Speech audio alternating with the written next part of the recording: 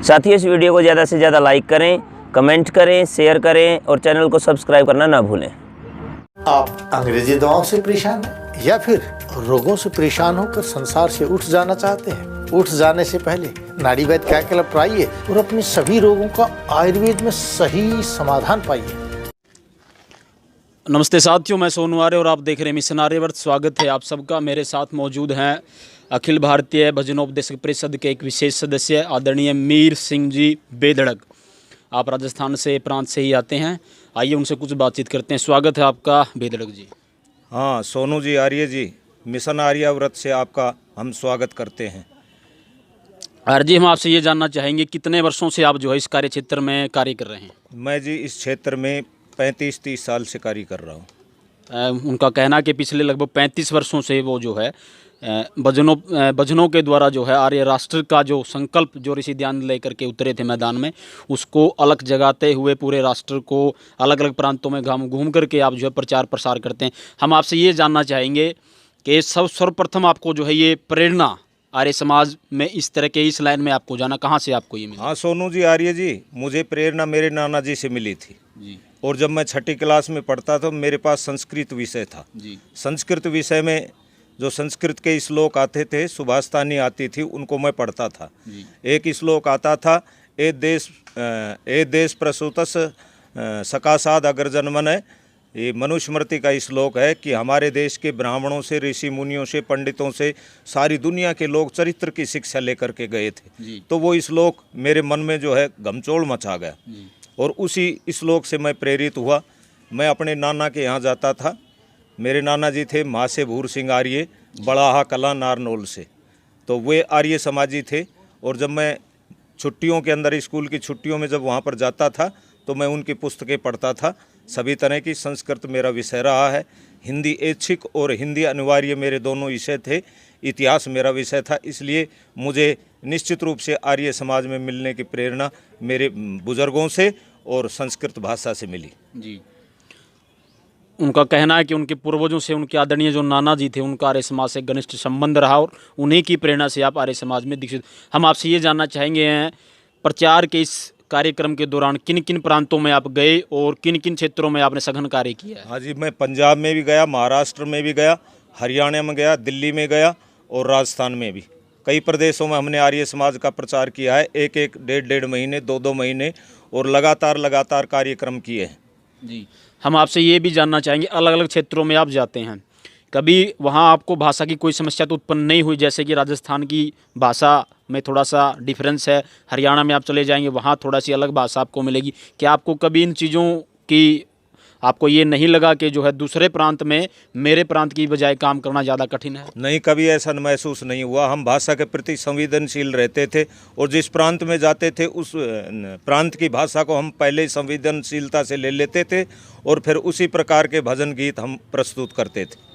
अरे जी, हम आपसे ये भी जानना चाहेंगे लोगों में कितना उत्साह होता है जब आप उनके बीच में जाते हैं और आर्य समाज के इन भजनों को रखते हैं, क्योंकि आज वर्तमान में जो हम देख रहे हैं वो भौतिकता का युग है।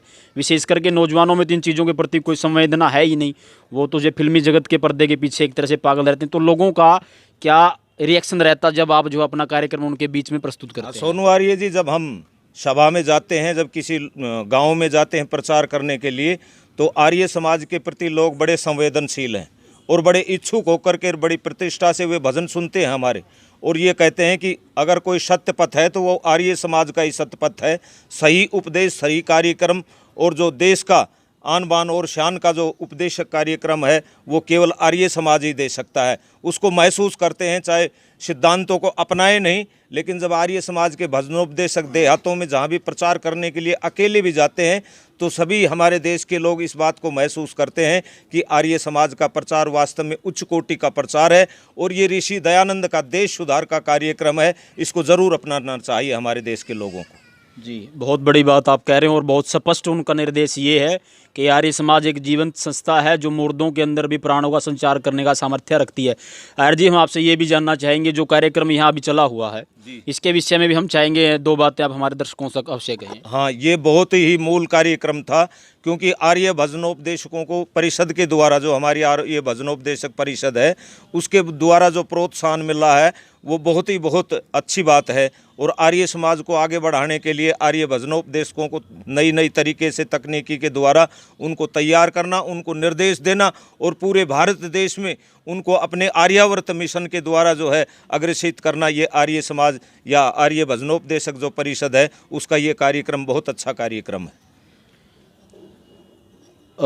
आर्य जी ने ये कहा कि जो है अखिल आर्य भारतीय जो परिषद, जो है भजनोपदेशक जो परिषद है, बहुत ही उत्तम कार्य कर रही है। और इसकी स्थापना का मूल उद्देश्य यही था कि एक ऐसा जो रोड मैप बनाया जाए, गाँवों तक, शहरों तक, हर गली, हर नुक्कड़, हर घर तक किस प्रकार इसी दयानंद के मिशन को पहुँचाया जाए। इसी मिशन को सामने रख कर के इस परिषद का जो है गठन किया गया।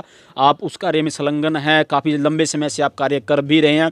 जाते जाते हम आपसे ये जानना चाहेंगे, मिशन आर्यवर्त जो है लगभग पिछले 10 सालों से ज़्यादा समय से लंबा कार्य कर रहा है।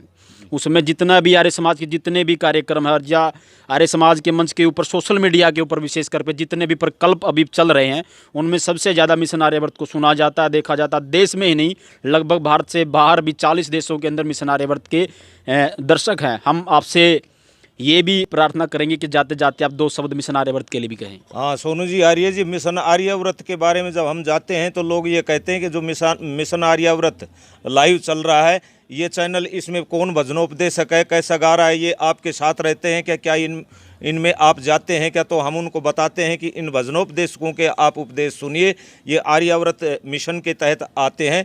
आप अपना नेटवर्क खोलिए और उसमें आर्याव्रत मिशन के नाम से निकालिए, तो सभी आर्य भजनोपदेशकों को जो है वो बहुत अच्छी तरह से सुनते हैं, हमारे सामने सुनते हैं। उनसे हमारा नाम पूछते हैं कि किस नेटवर्क में किस नाम से निकाला जाए जिसमें आर्य समाज, महर्षि दयानंद और वेदों के उपदेश हमें मिले। जी, हमसे बात करने के लिए आर्य जी आपका बहुत बहुत धन्यवाद। परमात्मा से आपके उत्तम स्वास्थ्य के लिए प्रार्थना। साथियों, ये थे आदरणीय भेदड़क जी, देखते रहिए मिशन आर्यवर्त। आपने इस हिस्सा में भाग लिया, आपका बहुत बहुत धन्यवाद। हाँ सोनू आर्य जी, हम भी आपकी जो है दिन दुगनी और रात चौगनी आर्याव्रत मिशन के लिए परमात्मा से प्रार्थना करेंगे कि पूरे विश्व में, पूरे भारत में ये दयानंद की आन बान शान का जो कार्यक्रम है ये पूरे विश्व में फैले और आपका जो मिशन है दिन दुगुना रात चौगुना उन्नति करते रहे, ऐसी हम भगवान से आशा करते हैं। जी, बहुत बहुत धन्यवाद। साथियों, देखते रहिए मिशन आर्यवर्त। चैनल को लाइक करें, सब्सक्राइब और कमेंट करना न भूलें। आप सभी का बहुत बहुत धन्यवाद। नमस्ते। बालों की समस्या से क्यों हो परेशान?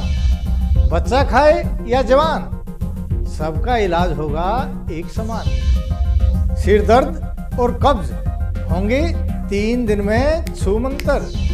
न जादू न टोना, है केवल आयुर्वेदिक तंत्र। नाड़ी वैद्य हूं मैं, आयुर्वेद का कमाल देखना। ला इलाज हो कोई भी बीमारी, जड़ से होगा उसका इलाज देखना। कमजोरों के लिए बना दिया है ऐसा रसायन, खाकर उसको जीवन का आनंद देखना। YouTube पर जाकर सब्सक्राइब कीजिए नाड़ी वैद्य का क्लब।